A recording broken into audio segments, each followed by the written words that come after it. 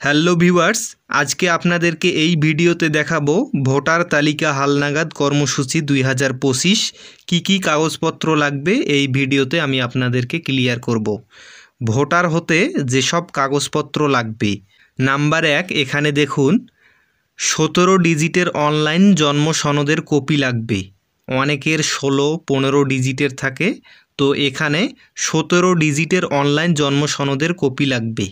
Number 2, জাতীয়তা অথবা নাগরিকত্ব সনদের কপি লাগবে। নাম্বার 3, নিকটাত্মীয়ের এনআইডির ফটোকপি। এখানে দেখুন নিকটাত্মীয় বলতে পিতা মাতা ভাই বোন, আবার যদি এখানে পিতা মাতা অনেকেরই থাকে না, তো তাদের ক্ষেত্রে চাচা চাচি এর এনআইডির ফটোকপি লাগবে।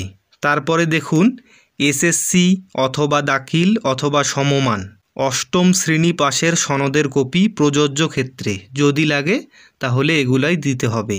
নাম্বার 5, ইউটিলিটি বিলের কপি, বিদ্যুৎ গ্যাস পানি অথবা চৌকিদারি রসিদের ফটোকপি। অবশ্যই প্রত্যেকের চৌকিদারি রসিদের ফটোকপি আছে, যেটাকে আমরা ট্যাক্স বলি। আমরা প্রতি বছর যে ট্যাক্স দেই সেই ফটোকপিটা অবশ্যই লাগবে। তারপরে দেখুন যেটা জানাটা সবথেকে গুরুত্বপূর্ণ, ভোটার হওয়ার সময় যেসব বিষয়ে সতর্ক থাকতে হবে। মনে রাখবেন, নিজের নাম, পিতামাতার নাম, জন্ম নিবন্ধন বা শিক্ষা সনদের সাথে হুবহু মিলিয়ে লিখতে হবে। এখন এখানে নামের ক্ষেত্রে অবশ্যই কোনো ভুল করা যাবে না। পিতামাতার নাম যেসব শিক্ষা সনদে যেসব নাম দেয়া আছে অবশ্যই সেটা মিলিয়ে লিখতে হবে, কোনো ভুল করা যাবে না। তারপরে এখানে দেখুন নাম্বার 2, জন্ম তারিখ অবশ্যই জন্ম নিবন্ধন বা শিক্ষা সনদ অনুযায়ী হতে হবে। নাম্বার 3, স্থায়ী ঠিকানা লেখার ক্ষেত্রে অবশ্যই ভোটারের প্রকৃত স্থায়ী ঠিকানা লিখতে হবে। আমরা যেখানেই বাস করি না কেন স্থায়ী ঠিকানা লেখার সময় অবশ্যই প্রকৃত স্থায়ী ঠিকানাটাই লিখতে হবে।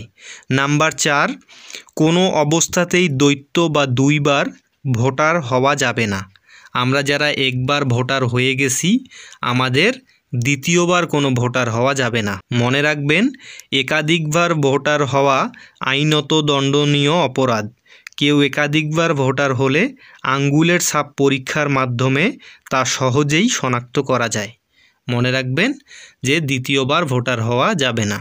তো এই বিষয়গুলোই অনেকেই অনেকভাবে অনেকের কাছে জানতে চেয়েছেন, তো আমি এই ভিডিওতে সংক্ষিপ্তভাবে জানিয়ে দিলাম।